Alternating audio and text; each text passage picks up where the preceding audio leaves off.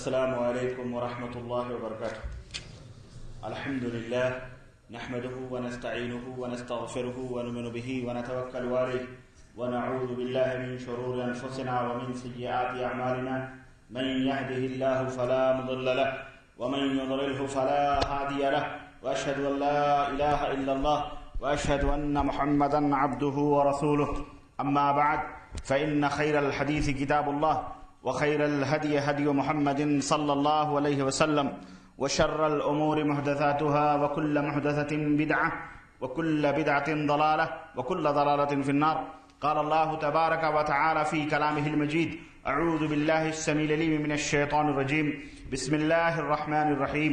يا أيها الذين آمنوا اتقوا الله حق تقاته ولا تموتن إلا وأنتم مسلمون واعتصموا بحبل الله جميعا ولا تفرقوا. وقال تعالى في مقام آخر: اتبعوا ما أنزل إليكم من ربكم ولا تتبعوا من دونه أولياء. وقال تعالى في مقام آخر: وإذا قيل لهم اتبعوا ما أنزل الله قالوا بل نتبع ما ألفينا عليه آباءنا. اللهم صل على محمد وعلى آل محمد كما صليت على إبراهيم وعلى آل إبراهيم إنك حميد مجيد. اللهم بارك على محمد وعلى آل محمد كما باركت على إبراهيم وعلى آل إبراهيم إنك حميد مجيد.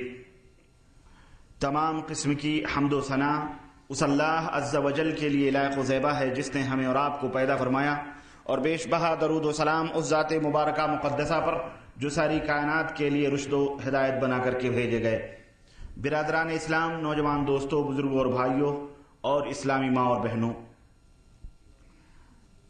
آج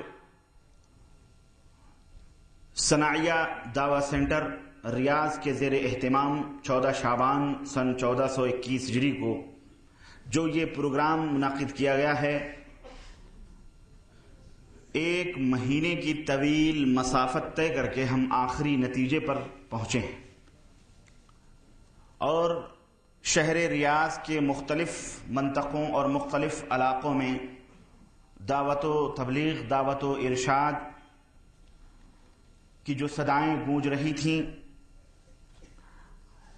منطقہ صناعیہ جدید کے تعلق سے یہ آخری اجلاس ہے انشاءاللہ تبارک و تعالی.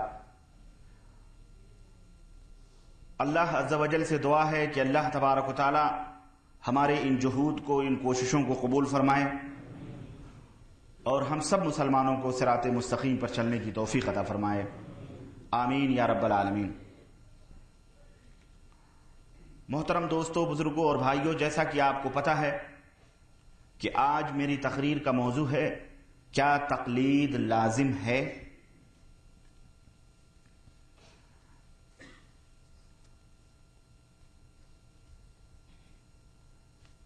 میں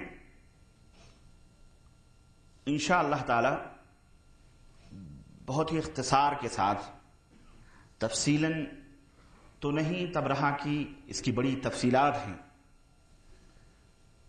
لیکن عقل مندوں کے لیے اشارہ کافی ہے. ایک باورچی پورے دیگ کے چاول کو نہیں ٹٹولتا ہے، بلکہ ایک ہی چاول سے پتہ لگا دیتا ہے کہ یہ چاول پکا ہے یا کچا ہے. اصل میں میں نے ایک ایسی راہ دیکھی ہے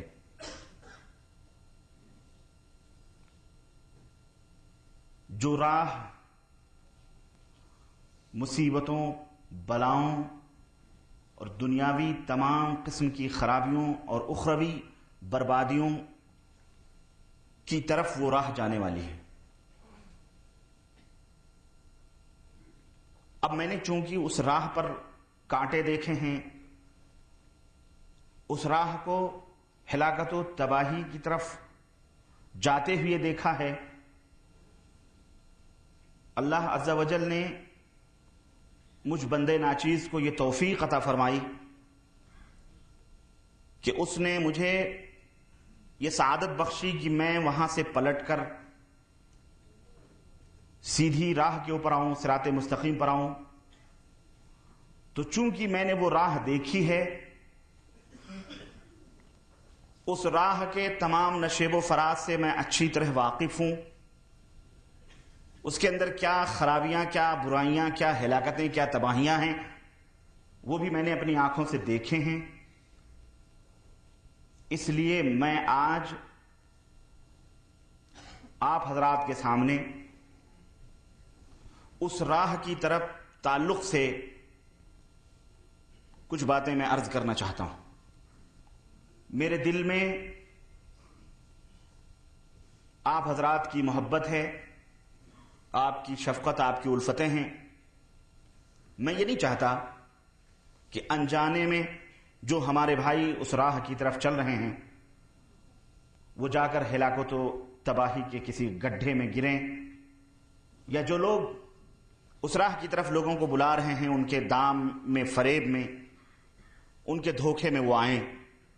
اس لیے لوگوں، میں اس راہ کا راہی تھا کسی زمانے میں، مجھے پتا ہے ان راہوں کے اوپر کتنی تباہیاں اور ہلاکتیں ہیں اور کتنے نقصانات ہیں.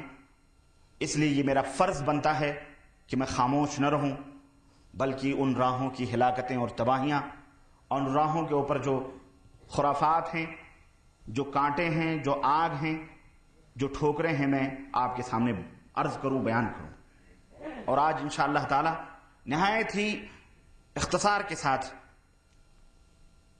میں اس راہ کے تعلق سے کچھ تفصیلات آپ کی خدمت میں رکھوں گا. مجھے افسوس اس بات کا ہے امت محمدیہ کے اوپر کہ یہ امت جس نبی کا کلمہ پڑھتی ہے، آج اس امت کو یہ سمجھانا پڑ رہا ہے اور اس کے دماغ میں یہ بات بٹھانا پڑ رہی ہے کہ لوگوں کسی اور کی اتباع اور پیروی نہ کرو، صرف محمد الرسول اللہ صلی اللہ علیہ وسلم کی اتباع اور پیروی کرو. واللہ بتا رہا ہوں، یہ بہت بڑی بدنصیبی ہے کہ اس امت کو اس کے نبی کے تعلق سے، جس سے یہ جذباتی طور پر محبت رکھتی ہے، جس نبی سے یہ امت، اس کی راہ پر چلنے کے لیے اس کو آمادہ کرنے کی ضرورت پڑ رہی ہے اور اس کو وہ راہ بتلانے کی ضرورت پڑ رہی ہے، اس راہ کی برکتیں اور اس راہ کی نعمتیں بتلانے کی ضرورت پڑ رہی ہیں. جبکہ شروع میں اس نے اپنی زبان سے خود اقرار کیا ہے کہ اے اللہ، میں تو اگر عبادت کروں گا تو خالص تیری ہی عبادت کروں گا، اور اگر اطاعت کروں گا تو خالص تیرے نبی ہی کی اطاعت و پیروی کروں گا. اس نے اپنی زبان سے یہ بات کہی ہے، پھر وہ کیسے ادھر ادھر دوسروں کی بتائے ہوئی راہوں کے اوپر وہ چل رہا ہے، یہ بات سمجھ میں نہیں آ رہی. اس کو اس صحیح راہ سے بھٹکایا کس نے، گمراہ کس نے کیا؟ یہ بڑی عجیب و غریب داستان ہے میرے عزیز، میرے دوست، اس کو سمجھنے کی ضرورت ہے. اور دین نہایت ہی مختصر ہے، نہایت ہی آسان ہے، اور اس کے اوپر چلنا بھی نہایت ہی آسان ہے. آئیے پتہ لگائیں کہ تقلید لازم ہے یا اتباع لازم ہے، کیا چیز لازم اور ضروری ہے. اس موضوع میں دو اہم الفاظ ہیں، ایک لفظ ہے تقلید اور ایک لفظ ہے لازم. تقلید کا معنی اور مطلب کیا ہے اور لازم کا مطلب کیا ہے، یہ دونوں سمجھنے کی ضرورت ہے. تقلید لغت میں کہتے ہیں گردن میں رسی ڈالنے، پٹا ڈالنے. ولل ہدی ولل قلائد. اللہ عز و جل نے کعبے کی طرف جو جانور لے جانے کے لیے مسلمان حج کے موقع پر لے جاتے تھے، ان کو ہدی سے تعبیر کیا ہے. اور وہ جانور بھی حرام ہیں تمہارے اوپر جو حج کے لیے لے جا رہے ہیں، اور وہ جانور بطور نشانی جن کے گلوں میں پٹے ڈالے گئے ہیں. قلائد یہ قلادہ کی جمع ہے، جس کے معنی ہوتے ہیں گردن میں پٹا ڈالنا. یہ